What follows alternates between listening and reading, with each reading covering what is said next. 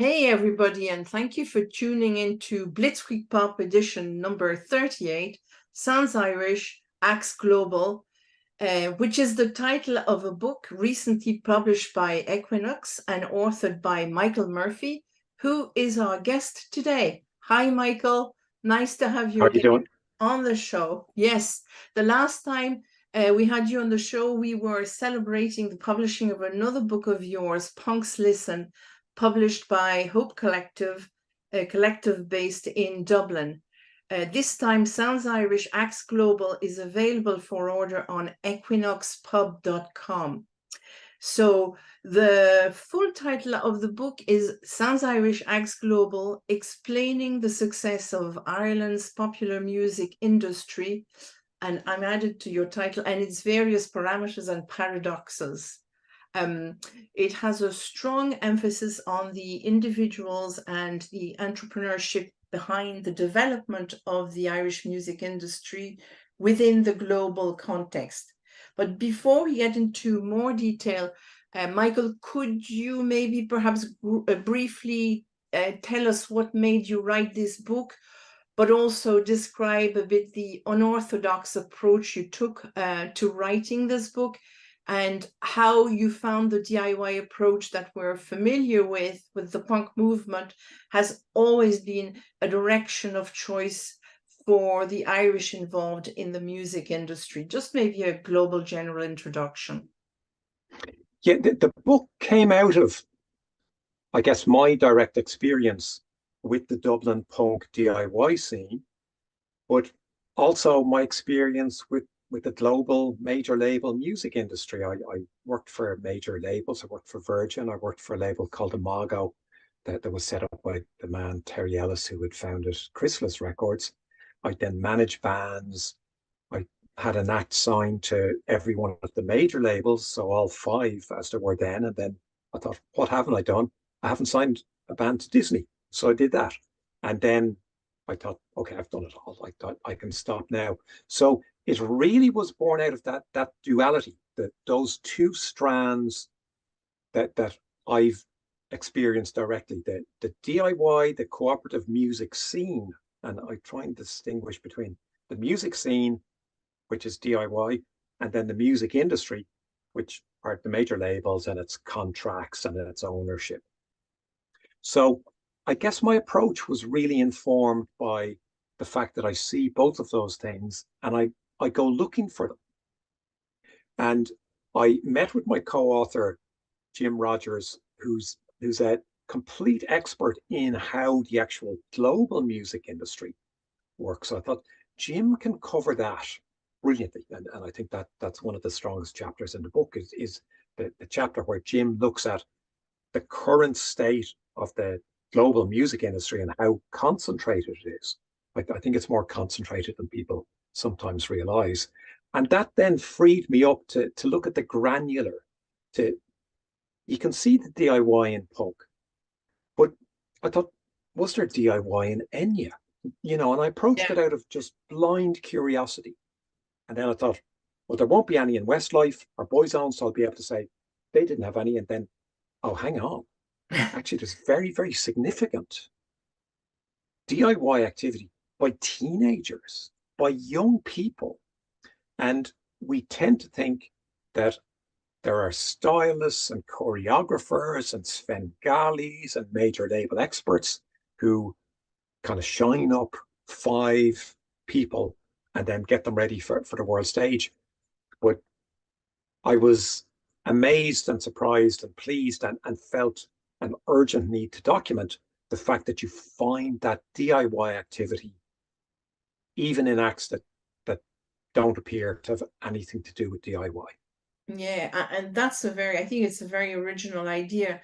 And as you mentioned, I heard you say the word, so the name Enya and maybe Boyzone. Today, we're probably not going to talk about the usual punk bands or punk related characters, but we are bearing three things in mind. I think the fact that the Irish spend a lot of money on music. U2 is one of the main, I'd say, economic exports of Ireland. I mean, I hate to talk about people as exports, but in terms of money, you know, that's the truth. One of the largest selling artists in the world. And also the fact that the economic and political circumstances of Ireland have been such that a diaspora has settled in both the States and in the UK. And I think we, you know, unfortunately, as you know, as you know, U2 for a long time have been considered as a British act as well. And, you know, I think the Fontaines DC also have that thing that people think that they come from Britain because, you know, but Ireland is this very specific island stuck between the UK and the USA, and it's always a kind of a battle to assert your sovereignty, so to speak, you know, economically as well as politically. And I think your first chapter was very, very interesting because it showed the progressiveness of the Irish abroad and their sense of enterprise. So I think the first chapter of your book is called Early Stage of the Music Industry. And I think maybe I'd like you to talk to us about a character called Victor Herbert and his contribution to the development of that, you know, Irish music industry abroad. Victor Herbert is a fascinating character, and he's generally now not included in the Irish music history because his music was of that time. Now it has dated. But at the time where he was popular, Victor Herbert was a superstar. And he was a superstar in America at a time where economically, you know, the US was the most successful country on the planet. And we had this guy who was very, very invested in Ireland, in Irishness, in popular music. And he had a huge, huge media footprint. He was incredibly influential. Because of his popularity, because of his fame, he was able to talk about things that mattered to him. And one of the things that really mattered to him and that he was very passionate about was Irish independence. And I think people forget or didn't know in the first place that the two biggest ethnic groups in the US in the 1910s were the Irish and the Germans. So you can imagine the tension when World War I arrives on the global stage. And, you know, Britain is obviously saying to the US, you've got to come in. Like, this is our battle. But there are two very, very significant ethnic groups in the US who are thinking, you've got, if you do go in, well, maybe it's not so clear what side you would go. So Victor Herbert, again, he was of his time. So he certainly publicly stated that he thought, you know, this is, you know, World War II, it's going to put Britain in its place. It's going to allow smaller countries like Ireland to experience independence. So he was absolutely pro-German. Now he was of mixed Irish and German descent. So he was very, very typical of a certain group in the United States. And he was a huge pop star, and he was a very significant figure in the Irish independence movement in the United States. And he, you know, that one of the moments that I tried to highlight in the book was the fact that in the British Parliament, when Britain ruled Ireland and Irish parliamentarians went to London, we had in Ireland a lobby who thought songwriters should have rights. And T.P. O'Neill sponsored a bill that established by law the rights of songwriters and the people and publishers, the people who own the songs. That's really big. But what's much bigger is that Victor Herbert does that in the United States. And it takes a couple of court battles. It takes a number of years. But Victor Herbert is the individual who spearheaded that drive to protect songwriters' work and to protect publishers' work.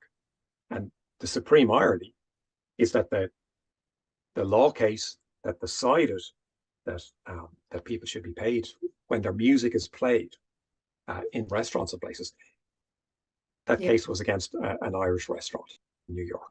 So there were Irish on both sides. And Victor Herbert, he always said, I'm a son of Ireland. But he never set foot in Ireland. He claimed that he was born in Dublin, but he'd never been there.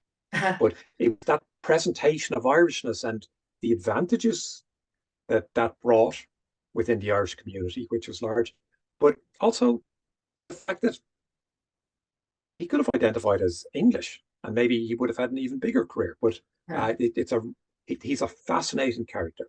Yeah, and I think you highlighted another fascinating character in this regard, Aileen O'Byrne and the Shanleys family as well. Both, I was reminded of when you were talking about them, the Shanleys, of an era where women were not allowed to go to restaurants on their own, and the Shanleys were obviously a very progressive family. In promoting live music and how they treated women in their establishments. Maybe you'd like to say. Yeah, and again, that was a surprise to me, finding out more about the Shanleys and about the scale of their enterprise. These were people who left rural Ireland, post-famine rural Ireland, with literally nothing. And they established themselves. They did, what's known as chain emigration. One brother goes, he makes enough money to live in New York, sends the money home to bring the next brother, and eventually most of the family end up in New York in the restaurant industry. And, these weren't small diners or cafes. These were prestigious dining establishments. The length of, if you've been in New York, the length of a block is a huge piece of real estate. That was the size of the Shanleys restaurant. And beneath that, the length of a block was their wine cellar. So they were phenomenally successful. They mixed with the highest and the lowest. And at that stage, the lowest were the Irish, who were just off the boat.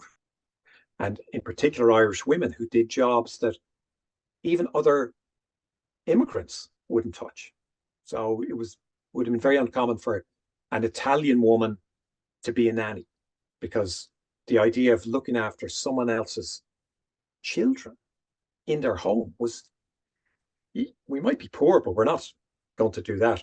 Whereas the Irish did. And again, when you see that Irish women, and you mentioned Ellen O'Byrne, to me, who's the great hero of this story. Ellen O'Byrne is absolutely the great role model. And to me, she's the founder of the Irish record industry, yet she doesn't really appear in the history. And, if I've done one thing with this book, with Jim, it's reinserting key people. And I think there's no one more key than Ellen O'Byrne.